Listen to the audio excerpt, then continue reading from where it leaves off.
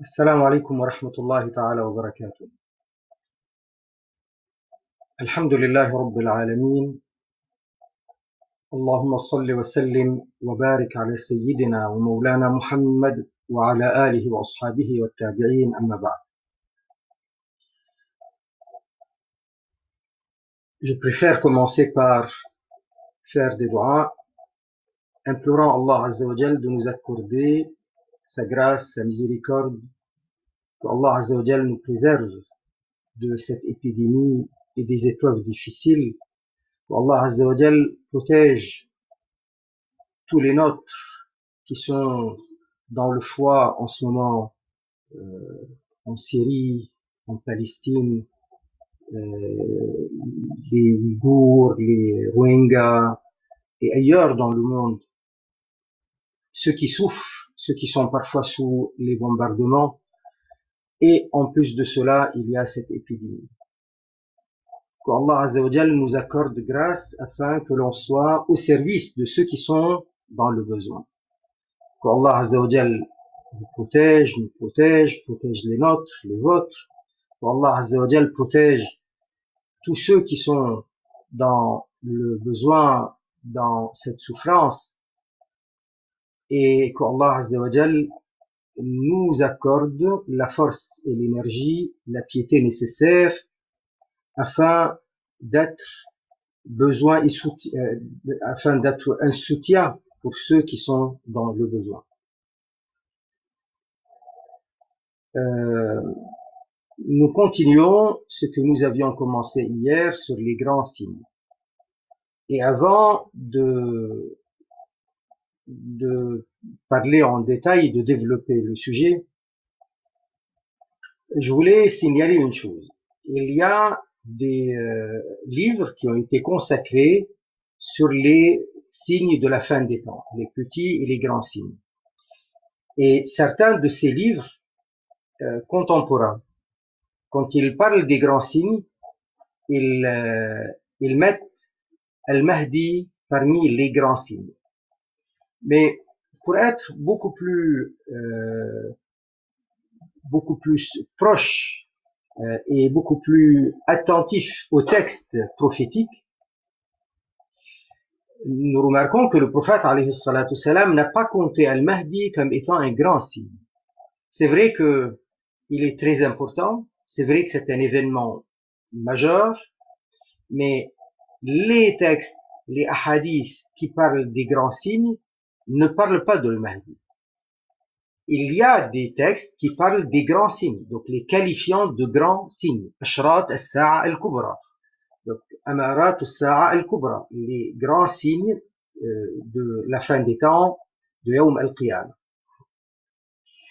Certes, les hadiths qui parlent de Al-Mahdi sont des hadiths authentiques, et c'est un événement de grande importance, mais tout simplement pour être en conformité avec les textes.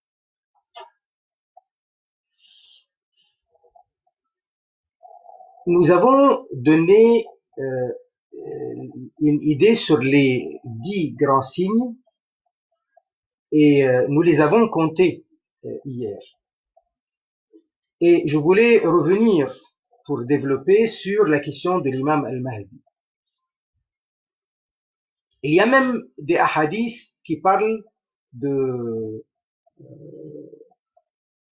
sa description physique. Une chose qui était importante, que j'avais mentionnée hier, et qui est pour nous importante selon Ahl Sunnah wal Jama'a, contrairement aux Shia, les Shia prétendent que Al-Mahdi, surtout les Shia qu'on appelle Isnay Ashariya, ceux qui croient aux 12 imams, ils croient que le 12e c'est lui-même Al-Mahdi et qu'il serait Muhammad ibn al-Hassan al-Askari.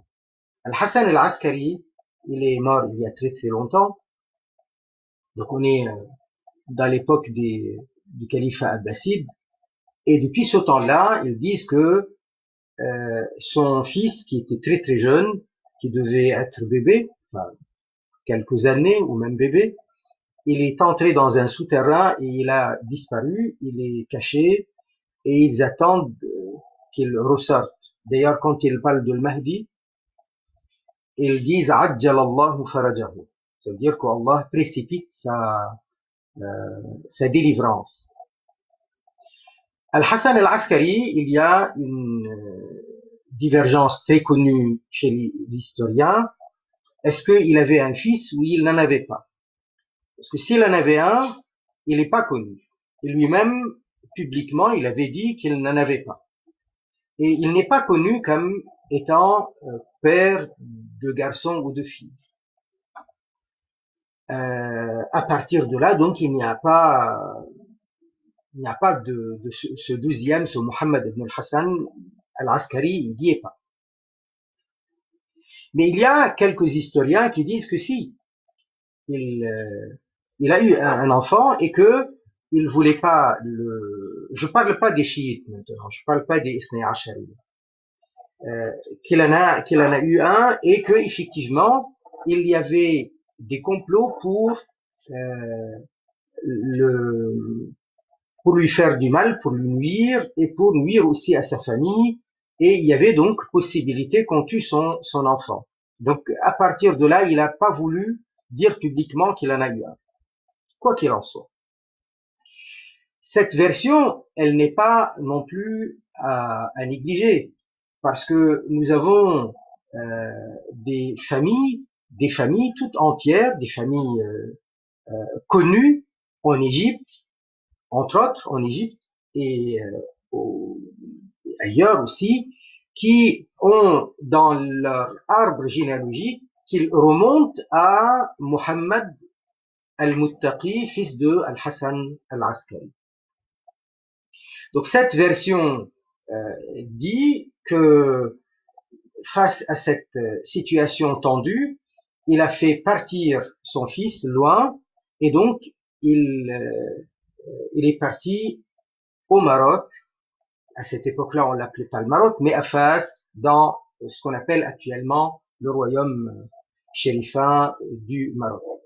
Et il a grandi là-bas, il a eu une famille, il a eu des descendants, et des familles entières, et des gens très connus,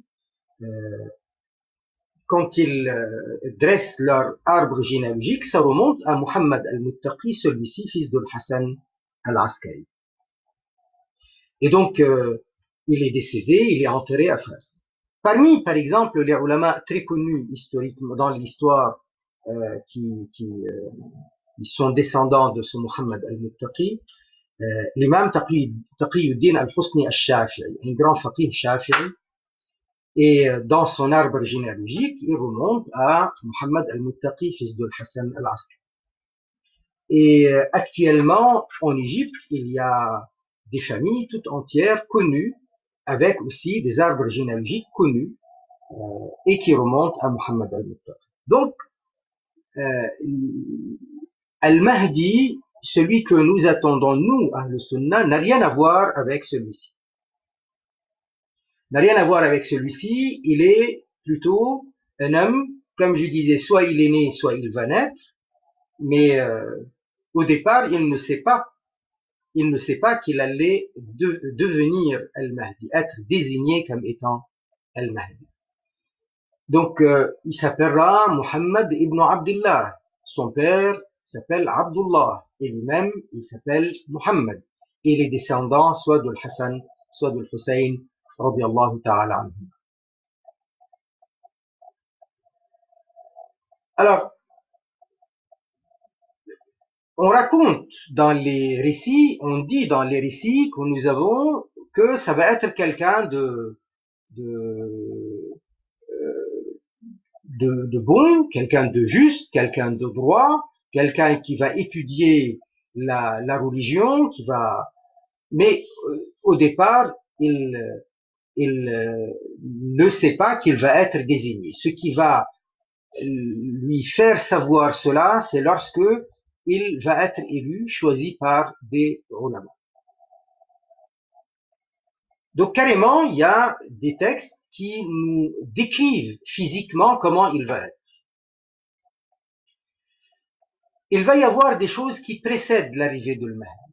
Il y a des choses qui sont très significatives. le prophète sallallahu alayhi wa sallam, il a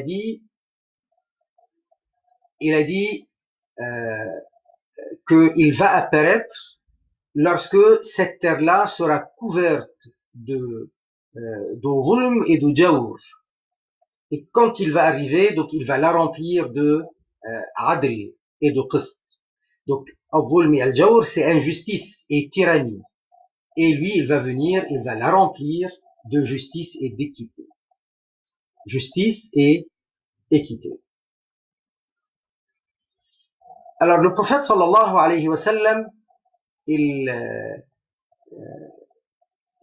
parle de lui avec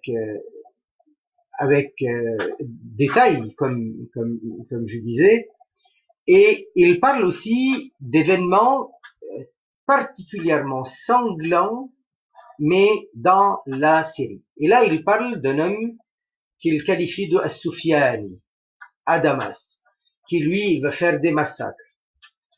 Et puis après, suite à cela, il va y avoir donc l'apparition de l'imam al-Mahdi, et il va y avoir donc une guerre contre cette armée de As-Sufyani, et il finira par gagner. L'imam al-Mahdi gagnera. Alors, qui est As-Sufyani?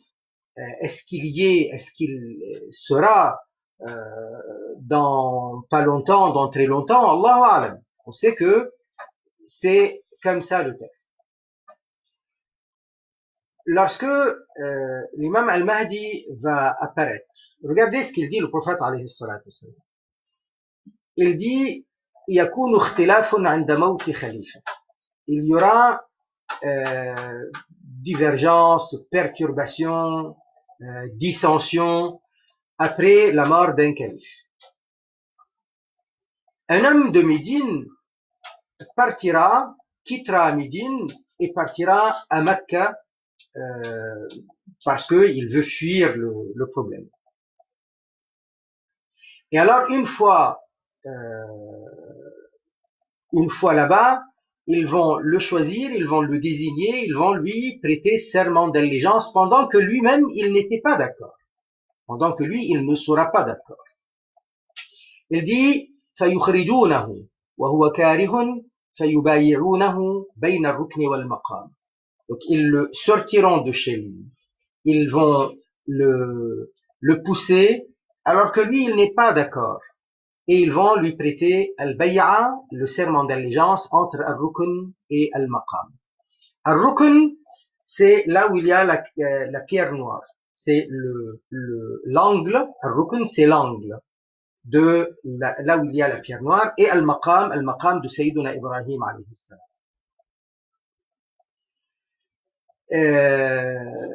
Et là, le prophète alayhi salatu salam, il parle aussi de cette guerre qui aura lieu avec ce Sufyani de Damas. Il dit وَيُبْعَثُ إِلَيْهِ بَعْثٌ مِنَ الشَّامِ. Donc des gens de Sham vont lui envoyer, lever une armée pour le combattre, mais cette armée-là va être engloutie entre Mecca et Madina. فَيُخْسَفُ بِهِمْ al-Bayda bayna Mecca wal Madina. Donc entre Mecca et Madina, ils vont être engloutis. Là, les gens vont commencer de un peu partout à prendre davantage encore sur les nouvelles du Mahdi. Alors les awliya de Sham et les awliya et les tribus de l'Irak vont venir à lui. Il dit فَإِذَا رَأَى النَّاسُ ذَلِكَ أَتَاهُ أَبْدَالُ الشَّامِ وَعَصَائِبُ أَهْلِ الْعِرَاق. C'est le texte du hadith qui est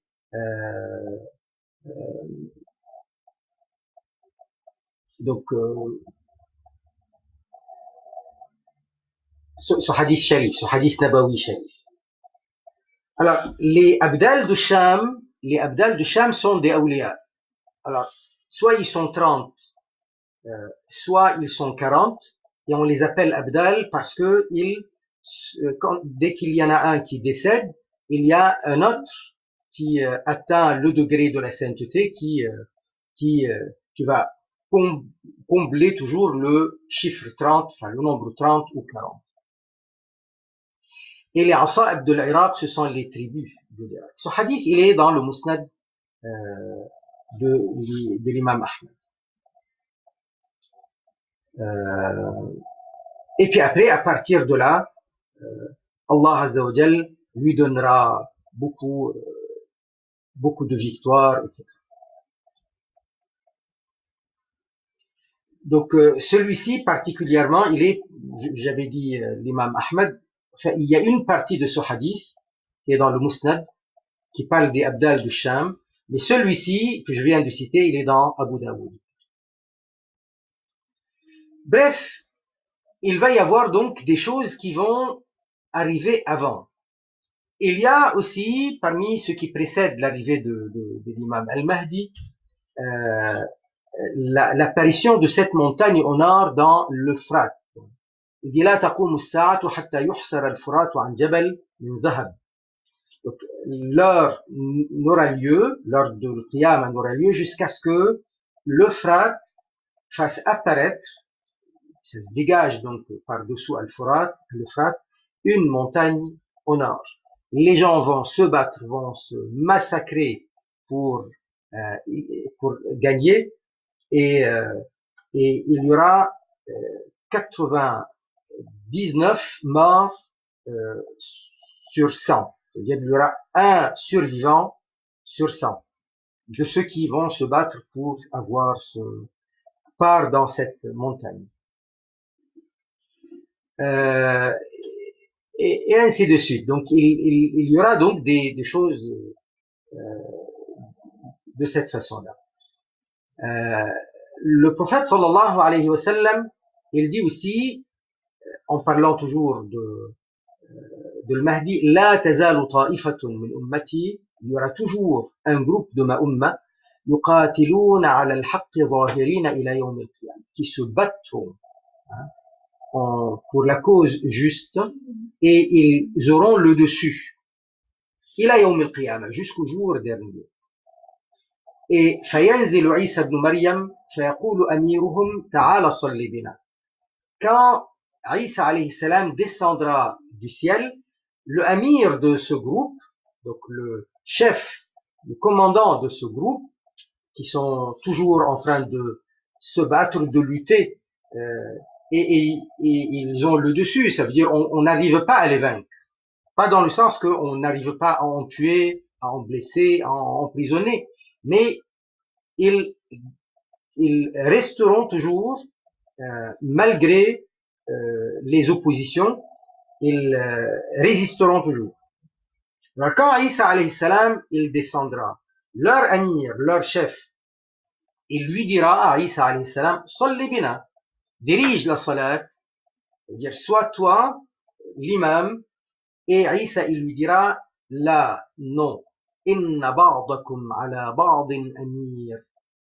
Vous, la umma de Muhammad alayhi salatu salam, vous, inna ba'dakum ala ba'din amir. Vous êtes les amirs les uns par rapport aux autres.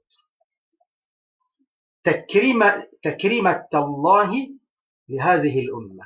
C'est un honneur de la part d'Allah pour cette umma. Donc, il va être dans les rangs, derrière Al-Mahdi, et Al-Mahdi sera l'imam. Bien entendu, Isa alayhi salam, il est Nabi et Rasoul.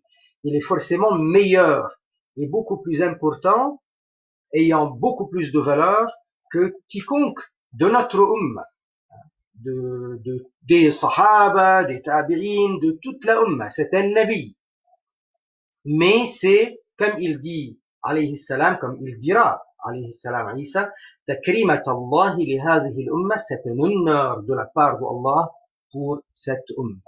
Donc, lui, Isa alayhi salam, il viendra en tant que membre de notre umma. Il ne viendra pas en tant que un nouveau prophète. Et alors, ce hadith-là, il est carrément dans le Sahih de Muslim. Et les ulama, quand ils expliquent, quand ils commentent ce hadith, ils parlent de la rencontre entre Isa alayhi salam et Al-Mahdi, et ça sera à Al-Aqsa. Hier, je vous ai dit, quand Al-Mahdi sera là, il va y avoir donc l'apparition du faux Messie Ad-Dajjal.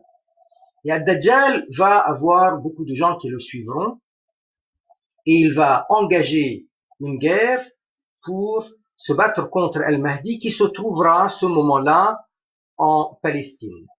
Donc il va marcher sur la Palestine et Isa alayhi salam vient à ce moment-là. Donc Isa alayhi salam, quand il descend du ciel, ça sera le moment où l'armée de Dajjal, avec Ad-Dajjal à la tête de Ad-Dajjal, en train de se diriger vers Jérusalem. Donc Isa alayhi salam, il descend à côté du minaret blanc, comme nous l'avions détaillé hier. Il ira dans la grande mosquée de Damas, et puis après il va lever une armée et il va partir à la rencontre de Ad-Dajjal et il tuera Ad-Dajjal. Ensuite, il va rejoindre Al-Mahdi dans Jérusalem. Il y a un hadith qui dit que Ad-Dajjal ne pourra pas entrer dans Jérusalem. Comme il ne pourra pas entrer à Mecca ou à Médine. Donc, Al-Mahdi, il ira à Jérusalem et il va les rejoindre au moment, d'après un hadith, au moment de Salat al-Fajr.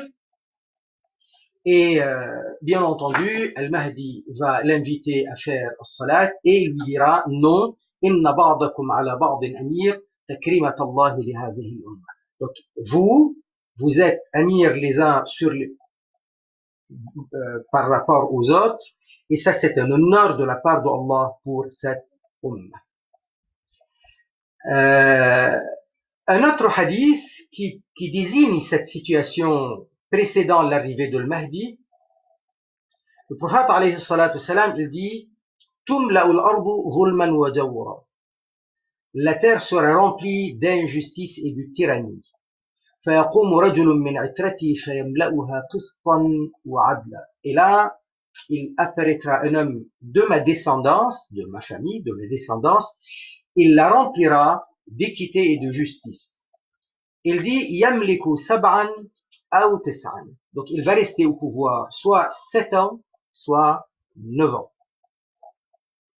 Et ainsi de suite. Il y a aussi un hadith carrément qui décrit Al-Mahdi physiquement.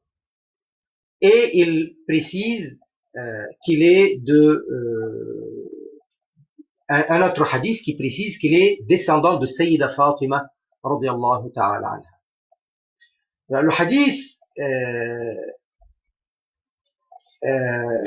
qui parle aussi de l'arrivée de Mahdi, il dit, le prophète alayhi salatu salam, que ça sera un moment où les gens ne diront plus Allah, Allah.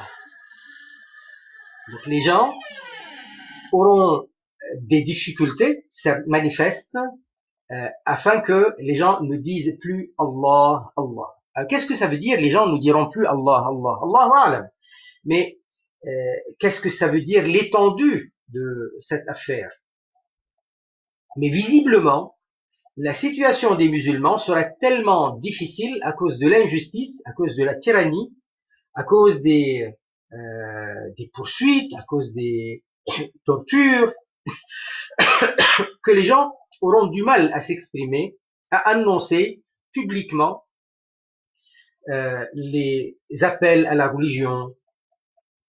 Il y a une chose qui est à prendre en considération. Les hadiths ne se contredisent pas. Les hadiths ne se contredisent pas. Les hadiths qui disent que cette umma restera dans sa majorité fidèle à un Nabi alayhi salatu salam, c'est des hadiths authentiques. Donc il n'y aura pas d'anéantissement de la umma aussi. Il n'y aura pas de kufr ravageur qui va gagner la umma dans sa majorité. Donc ni les ennemis ne pourront anéantir la umma, ni le kufr va pouvoir ravager cette umma au point de gagner la majorité, l'égarement non plus. Et Et il y a le hadith, les hadiths qui parlent de cette difficulté, de cette tyrannie, au point qu'ils ne diront pas Allah, Allah. Donc, forcément, ce n'est pas contradictoire. C'est tout simplement une histoire, d'une période difficile où les gens auront du mal à s'exprimer. Je ne suis pas en train de dire que c'est ce qui nous arrive à nous. Mais il y a quand même quelque chose qui est significatif, qui nous rappelle des choses. De nos jours, même dans le monde musulman, dans des pays arabes, dans des pays musulmans, il y a des gens qui se font arrêter, qui se font emprisonner pour leurs opinions religieuses, sans parler de la politique. Parce qu'ils parlent de la religion, ils disent ceci est bon, ceci n'est pas bon. Donc, ils se font arrêter et emprisonner. On a connu dans les périodes précédentes des gens qui se font arrêter à cause de leurs opinions politiques. Alors qu'ils cherchent à faire des coups d'État ou autre. Mais là, c'est carrément lorsque c'est une question de dire ce qui est religieux, haram, halal, juste, pas juste, sans même vouloir parler de la politique. Et on se fait parfois arrêter, ils se font parfois arrêter, tuer, massacrer, etc. Donc, est-ce que ça serait quelque chose encore pire que cela, au point que les gens n'auront plus le courage ou la possibilité ou la facilité de pouvoir s'exprimer librement? Peut-être que c'est ça. Parce que dire qu'ils vont devenir mécréants, ce n'est pas vrai. Dire que cette umma va être anéantie, ce n'est pas vrai. Allah Azza wa Jal a donné promesse à notre prophète alayhi salatu wassalam en lui disant que cette umma ne sera pas anéantie, cette umma ne sera pas ravagée dans sa majorité par le kufr ou par l'égarement. Ok. Le prophète sallallahu alayhi wa sallam, il parle aussi de la fin des temps, et il parle du fait qu'à la fin des temps, ce sont les Roums qui sont la majorité des gens. Les Roums, ça veut dire tous ces peuples européens. Et les peuples européens, on voit bien à quel point ils sont à notre époque. À l'époque, ils n'étaient pas aussi envahisseurs, mais là, ils ont envahi le monde. Depuis le 17e, 18e, 19e siècle, ils étaient en train de ravager de partout. Donc ce sont des Européens qui sont partis dans l'Amérique latine. D'ailleurs, on l'appelle l'Amérique latine pour ça, latine, parce que c'est des Espagnols et des Portugais à l'origine qui sont allés là-bas. Et l'Amérique du Nord, c'est gagné par les Européens de l'Europe occidentale. Donc que ce soit les Anglais, ou d'autres, mais essentiellement des Anglais, et également l'Australie. Vous voyez, et avant cela, on les a vus coloniser un peu partout dans le monde. Donc tout ça, c'est des choses qui annoncent l'arrivée de l'imam al-Mahdi, comme on vient de le dire. Alors, si on parle un peu plus de Ad-Dajjal, parce qu'on a pris beaucoup de temps en parlant de al-Mahdi, donc Ad-Dajjal et lui, il est dit dans les descriptions que ça va être un juif et il va être borgne. C'est son œil droit qui sort de son orbite. Et il va apparaître du côté de l'Est par rapport à Mecca et Medina.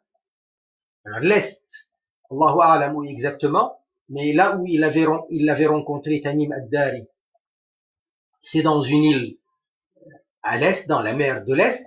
Alors, ce qui laisse penser la première mer quand il désigne l'Est, c'est plutôt le Golfe arabique.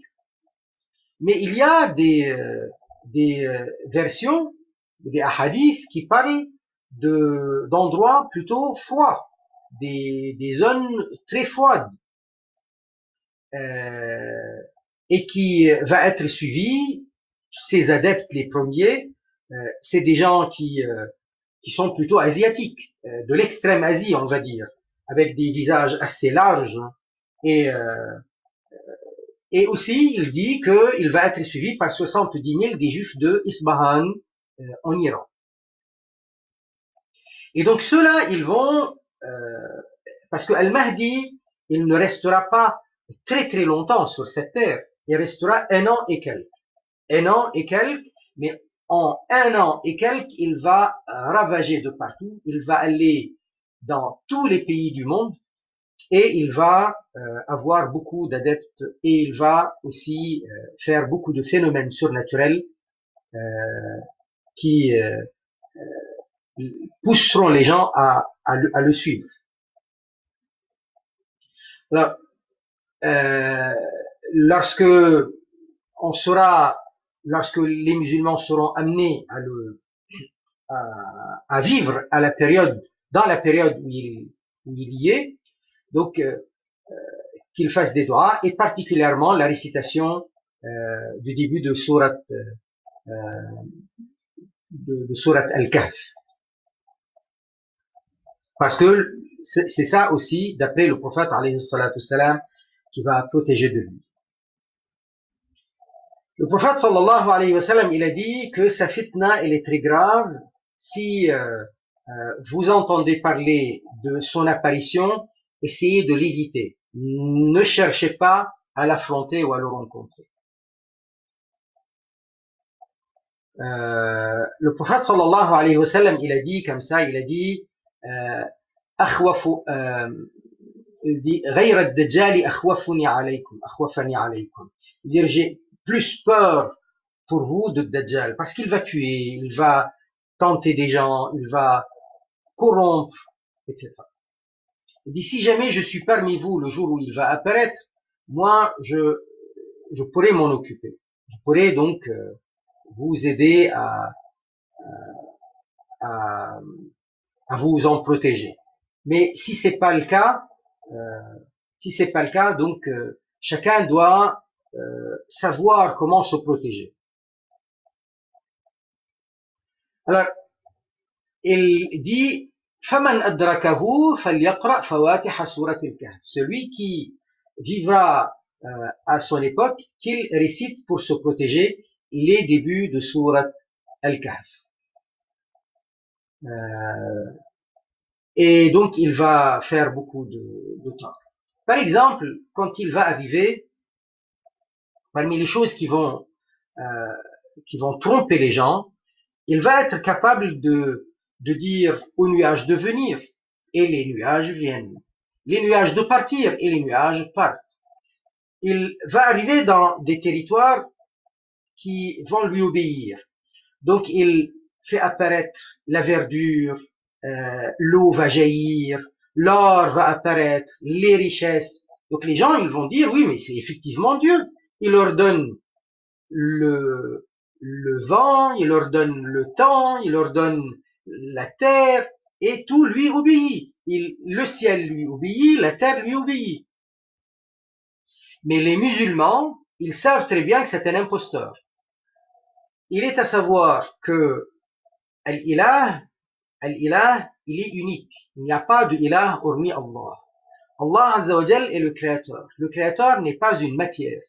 Qul huwa Allahu ahad, dit Allah, il est ahad. Ahad, il est unique et il n'a nul pareil à lui. Allahu Samad. As-Samad est celui dont tous ont besoin. Et lui, il n'a besoin de rien, bien entendu. Parce qu'on parle d'Allah. Le mot As-Samad veut dire celui qu'on sollicite au cas où on a besoin, et donc il assure il satisfait les besoins des gens. Et donc Allah, il est As-Samad par excellence. Lam yalid wa lam yulad. Ni il est issu d'un père, il n'a pas été engendré, enfin, ni il a engendré, ni il a été engendré. Donc, il n'est pas père d'enfant, et il n'est pas enfant de père. Et il n'est pas non plus issu d'une origine, et il n'est pas, donc il n'est pas une origine de quelque chose, et il n'est pas originaire de quelque chose, parce qu'il n'est pas une matière. Il est créateur. Il n'est pas père. Il n'est pas un corps, une matière à partir de quoi quelque chose sera issu. Et Allah Azza wa Jal, il dit وَلَمْ يَكُنْ لَهُ كُفُوًا أَحَدٍ, et il n'a nul pareil à lui, n'a nul égal, n'a nul similaire. Ça veut dire qu'Allah n'est pas un corps, il n'est pas le semblable de l'homme. À partir de là, le musulman, il sait très bien que face à lui, c'est un homme. Et en plus, il est borné. Il n'est pas ilah. À partir de là, il peut amener le soleil s'il veut, pas seulement la pluie et les nuages, le soleil ou la lune, il n'est pas ilah. Le ilah n'est pas corps, n'est pas matière. Très bien. Donc, Allah Azza wa Jal fera en sorte que sa période, même si c'est un an et quelques, et poussière, mais ça va être terrible. Le prophète sallallahu alayhi wa sallam, il a dit يمكث في الأرض 40 يوما, il va rester sur cette terre 40 jours. Un jour comme un an, يوم كسنة ويوم كشهر, et l'autre jour, le deuxième, c'est comme un mois. Donc un an, un mois, et un autre jour comme une semaine, donc un an, un mois et une semaine, et le reste, c'est comme vos jours. Pourquoi le reste, c'est comme vos jours? Parce que à un moment donné aussi, hein, donc il va pas rester plus d'un an et 2 mois, pas plus. Mais ça va être tellement terrible qu'il va aller d'est en ouest. Partout, dans tous les pays, il va aller. Même il va aller en Arabie. Mais il ne pourra pas entrer à Mecca. Il ne pourra pas entrer à Médine. Et là où il cherchera à aller en dernier, à Jérusalem, et il ne pourra pas, Isa alayhi salam viendra avant et il le tuera. Donc, les jours où il est là, donc il va avoir beaucoup d'importance. Lorsqu'il va arriver dans des territoires où il y a des musulmans qui lui font face, qui lui résistent en face, et qui lui diront, tu es un kafir, on ne croit pas en toi, ne viens pas chez nous, on t'accueillera pas. Il va leur dire, je vais vous punir, donc vous aurez la sécheresse. Eh ben, ils auront la sécheresse. Il leur donne aux nuages de partir, les nuages partiront. Il leur donne que la terre devienne totalement asséchée, qu'il n'y aura plus de richesse, eh ben, ça sera comme il dit. Et il va lui arriver jusqu'à ce que il tue un homme en public. Et il va le couper en deux. Et il va séparer. C'est pas les sorciers, c'est pas comme les sorciers, ils font semblant de couper quelqu'un. Là, on va voir le sang. Coupé en deux, on va voir les tripes. Donc, le meurtre de quelqu'un avec tout ce qui est difficile à voir. Et puis après, il le recolle et il se relève. Et l'homme, il se trouve que cet homme-là qu'il va tuer, il va lui dire, avant cela, je ne crois pas en toi, tu es Ad-Dajjal, notre prophète alayhi salatu salam nous a mis en garde contre toi. Et Ad-Dajjal, donc, il le tuera et il le recollera. Quand il revient à la vie, l'homme en question lui dit, ce que tu as fait de moi n'a augmenté en moi que davantage de foi en le prophète Muhammad alayhi salatu salam et que toi tu es Ad-Dajjal, la conviction que toi tu es Ad-Dajjal.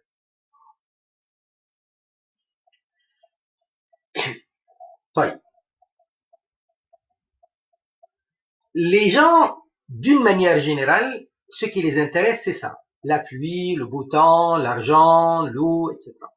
Mais le musulman, sa croyance en Allah, il est basée sur le rationnel et non pas sur j'ai plus d'argent ou j'ai moins d'argent.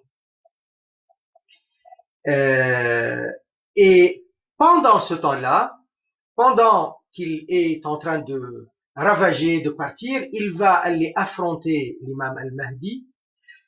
Et c'est là que Isa alayhi salam, il descendra du ciel et il le tuera.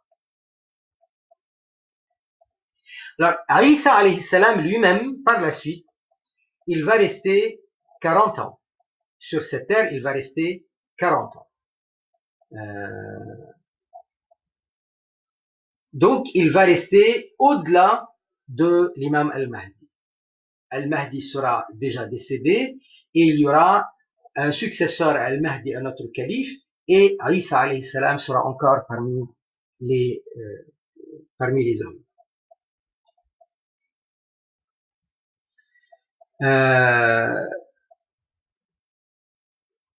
Le fait que il tue Ad-Dajjal, donc ça va être une situation paisible, et c'est dans cette période-là qu'Allah Azza wa Jal fera en sorte que le territoire désert de l'Arabie, tellement il va être peuplé, tellement les gens vont vouloir aller s'installer dans ce territoire, ça va être un endroit verdoyant.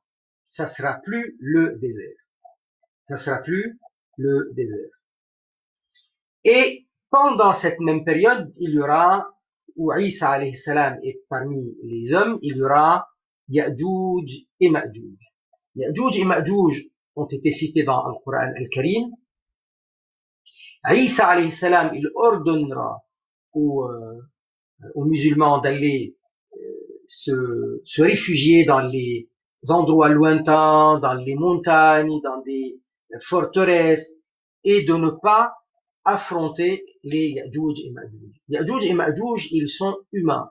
C'est pas des animaux. Mais ils sont mécréants.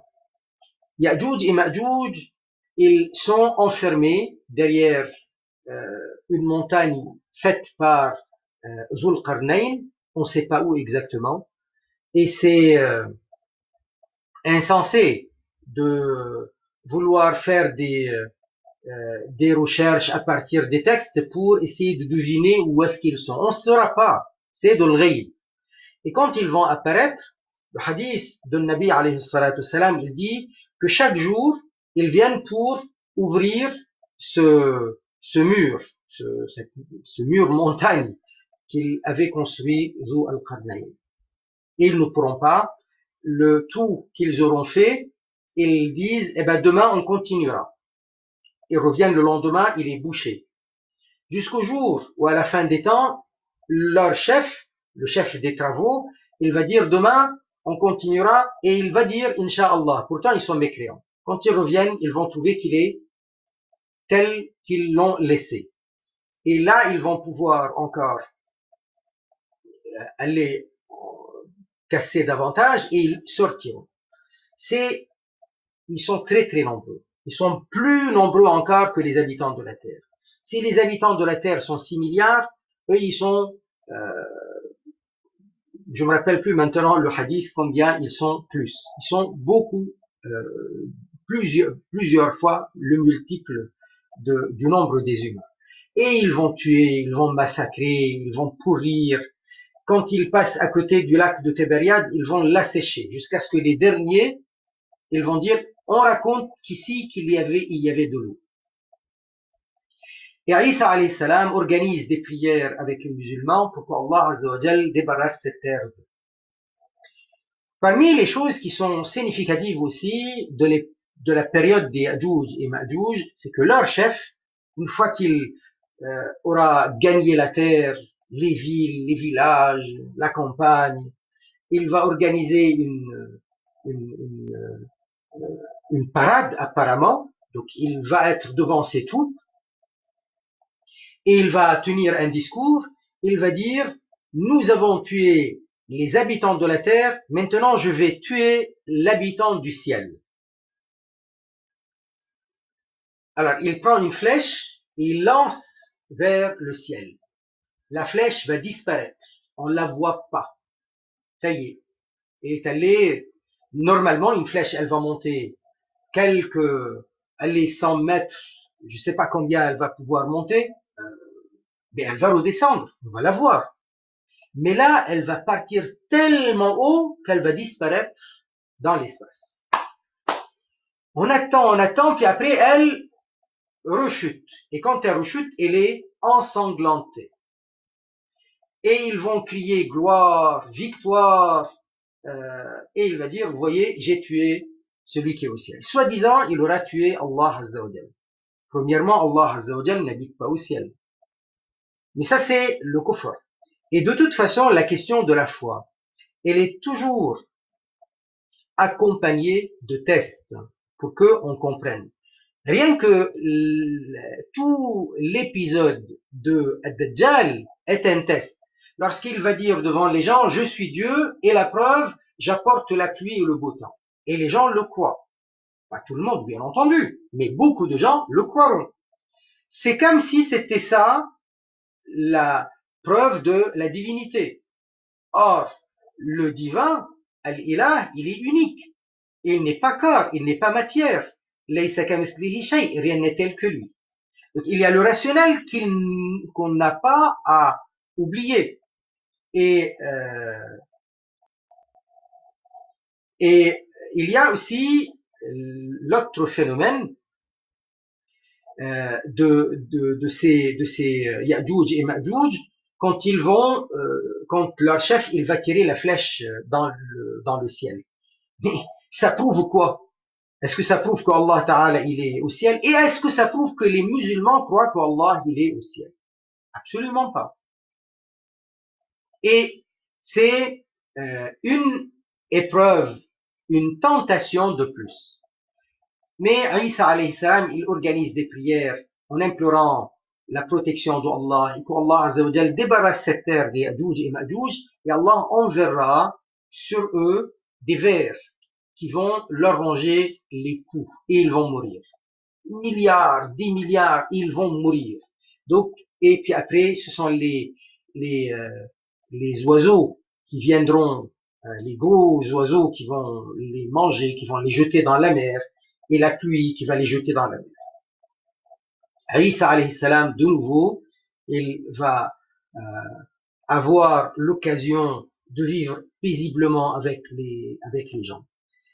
Il y a une chose qui est à dire, que Isa alayhi salam, les mécréants ne supporteront pas son odeur. Il a une odeur certainement un parfum, mais à la distance de voyage d'un mois, ils ne pourront pas être dans l'intervalle de cette distance-là, soit ils meurent, soit ils partent. Et beaucoup vont se convertir à l'islam à l'arrivée de Isa alayhi salam pendant cette période. Et Isa alayhi salam, il va se battre contre la mécréance, et le prophète alayhi salatu salam, il a dit, il va casser la croix et il va tuer le cochon. Est-ce que ça veut dire qu'il va tuer tous les cochons sur terre? Ce n'est pas ça qui est dit, mais c'est symbolique. C'est pour dire que lui, il n'est pas comme le prétendent les chrétiens aujourd'hui, adorateur de la croix et mangeur de cochons. Donc ça c'est symbolique. Et Isa alayhi salam n'acceptera pas la jizya. Jusqu'à maintenant, bon, de nos jours, il n'y a pas de calife, mais dans l'islam, c'est préconisé que si jamais les armées musulmanes se battent contre des armées non musulmanes, il leur propose soit qu'ils les laissent convertir les gens se convertiront, ils veulent pas, donc ils payent la jizya. La jizya, c'est un impôt de soumission au calife, à partir duquel ils sont libres, ils sont en paix, ils sont en sécurité. Mais ils sont soumis à l'autorité musulmane. S'ils veulent pas, s'ils veulent la guerre, eh bien, il y aura la guerre. Isa alayhi salam n'acceptera pas la jizya. Donc, il impose la foi et il n'accepte pas la jizya. Si vous voulez pas, donc il fera la guerre. Voilà. Donc, Isa alayhi salam restera 40 ans et dans la période où il sera sur cette terre, il va, d'après le prophète alayhi salatu salam, un hadith authentique, il dit, il viendra il va faire Al-Hajj et il va passer par Al-Rawha. Al-Rawha, c'est un chemin qui a été traversé par euh, des, euh, des dizaines, plus de 70 nabis. Ils sont passés euh, par ce chemin de Rawha, pas loin de Médine, pour aller faire Al-Hajj. Et il dit, et il va venir me rendre visite à Médine, hein, donc il va me rendre visite, et il va me passer à salam, et je lui répondrai à son salam. Donc a priori, quand il va lui répondre au salam, peut-être que les gens autour vont entendre la voix de Nabi alayhi salatu salam en train de lui dire wa alaykum as-salam. Voilà. Isa alayhi salam restera une quarantaine d'années, il décédera naturellement et il sera enterré à Médine. A priori, à côté de Nabi alayhi salatu salam. Allahu alam, mais on dit que c'est comme ça. Et par la suite, le temps viendra pour le reste aussi des 10 grands signes. Et une fois que les 10 grands signes, avec la bête qui sortira de la terre, l'animal, et avec le soleil qui se lève à l'ouest, il n'y aura plus de repentir possible. Surtout que cet animal, il va parler aux gens, et il va dire au kafir qu'il est kafir, et au mu'min qu'il est mu'min. Et à partir de là, ceux qui veulent croire, donc ils sauront que l'islam est haqq et vérité, mais ça ne sera pas accepté d'eux. Même le repentir d'un péché petit ou grand, ça ne sera pas valable. Certainement, les gens vont regretter, mais ils ne pourront pas avoir satisfaction de ce regret. Jusqu'au jour où Allah Azza wa Jal fera mourir tous les croyants sur cette terre, djinns et hommes. Il enverra un vent qui prendra les âmes de par-dessous les aisselles. Et il n'y aura plus aucun musulman sur cette terre. Et dans cette période-là, il n'y aura que les kuffars. Allah Azza wa Jal lèvera le Coran de la terre. Qu'est-ce que ça veut dire lever le Coran de la terre? Ça veut dire qu'il n'y aura plus personne qui connaîtra les versets du Coran par cœur. Et même l'écriture coranique dans les feuilles, dans les papiers, dans les livres, va disparaître. Alors, il y aura peut-être les mushaf sharif qui vont monter au ciel, et là où il y a papier sur lequel il y a écriture coranique, ça va disparaître.